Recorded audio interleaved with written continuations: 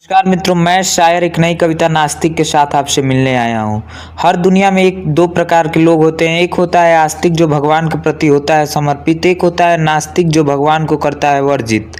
शायद भगवान भी आस्तिक के धैर्यता से ज़्यादा नास्तिक के प्रश्नों से खुश होंगे कि कोई तो है जो खुलेआम मेरा विरोध कर रहा है, कोई तो है जो मुझे प्रमाण मांग रहा है, सवाल उठा रहा है।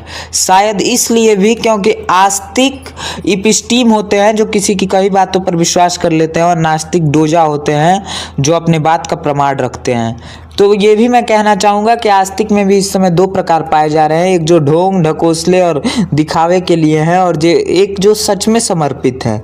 मेरा इस कविता से किसी भी पक्ष को ठेस पहुंचाने का कोई आदेश नहीं है, तो बस इस कविता को कविता के रूप में लो। अगर इससे कुछ सीख मिले तो उसे सीखें और कविता को आगे बढ़ाएं। तो कविता की तरफ चलते हैं, ठीक है। धुंधला सा है मन की छवि में, दिमाग में एक सवाल है बस, तू सचमुच है कड़कड़ में बसा या फिर वहम और ख्याल है बस। अगर खुद के अस्तित्व के परीक्षा में भी तू मौन खड़ा रहा है, तो समक्ष फिर इतने समय से मनुष्यों के कौन खड़ा रहा है। शायद मूर्खों से वार्तालाप में मेरा इसलिए भी परहेज रहा है, अपने जवाब तू इन ठेकेदारों के द्वारा क्यों भेज रहा है। या तेरे ऊपर भी है कोई जिसे जवाब तुझे देना है, न्यायालय में फैसले के बाद उसको हिसाब तुझे देना है। अगर तुमने गढ़ी है ये सृष्टि तो तुम्हें भी कोई गढ़ा होगा, और तुम्हारे समाज में भी तुमसे कोई बड़ा होगा। हर फैसले का अधिकार तुम्हें अपने इच्छा से, या तुम भी गुजरते हो किसी भगवान की परीक्षा से।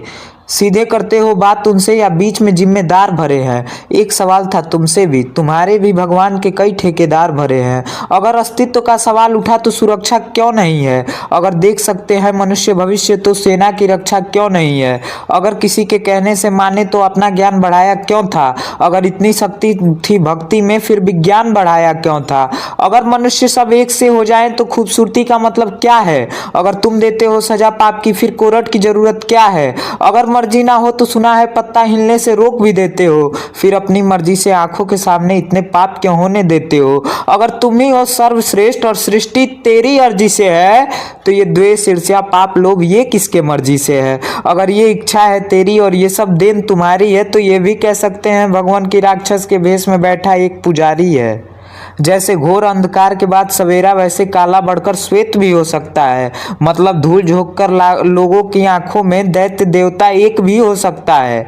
गलत करने का मन भी हो लेकिन अच्छा बनने का हो सलीका, और खुद गलत करवा के सही करना उसका हो ये बस एक तरीका।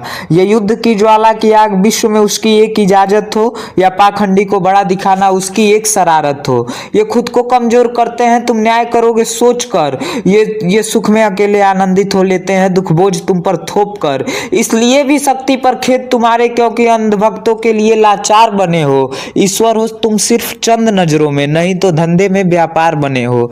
पैसों पर बिकते हो तुम, सब भक्त तुम्हारे इन हालातों पर हैं, जहां जेब अपना भरते वर्णन करके तुम्हारे क्रियाकलापों पर हैं। आंख पर तुम्हारे भी पट्टी क्या क्योंकि इंसान सीमा लांघ रहा है, और उस पर कभी नजर नहीं पड़ी जो सालों से तुम्हारे दरवाजे पर भिक्षा मांग रहा है। तुम भी रखते हो भेद मन में, अछूत समझ आता है शायद, तभी तो मूर्ति तुम्हारी जात विभाजन देख छुआ जाता है शायद। हक नहीं मेरे पास इस समाज में तुम पर तर्क उठाने का, शायद इसलिए भी गलत खुलकर कर रहे हो क्योंकि तुमको डर नहीं है नर्क में जाने का। कई लोग भांग में रमे हुए नाम लेते हैं तुम्हारी आदत का, तो रोक लगा दो इस पर भी क्योंकि वो 20 समुंदर व्यापक था। अपने सुख दुख छोड़ वैराग्य अगर एक युक्ति है, तो परिवार नष्ट कर नशे में कहना ये शंभू की भक्ति है। नाम तुम्हारा लेकर वो पूरा करते हैं अपने सुकून को, आज के युवा घोट घोट कर पीते हैं दारू के रूप में बाप के खून को। अगर खुद प्रभु भी धरती पर छल करके जीता करते हैं, तो महाभारत से लोग यहाँ षड्यंत्र भी सीखा करते हैं। बांसुरी से कार्य नहीं होता, बिना युद्ध कोई सद्भाव नहीं होता। लाखों वर्षों साथ रहकर भी कांटों सा फूल सा स्वभाव नहीं होता। अगर सिर्फ आत्मा का खेल तो सजीव में नश्वर क्या है, कोई ये पूछता क्यों नहीं जब कल्पना है मात्र तो सच में ईश्वर क्या है। ये जो हजारों प्रश्न मुझ में, ये जो ऊर्जा भी है उत्पन्न, लेकिन हक नहीं सवाल करने का, तो क्यों करूं मैं आत्मसमर्पण।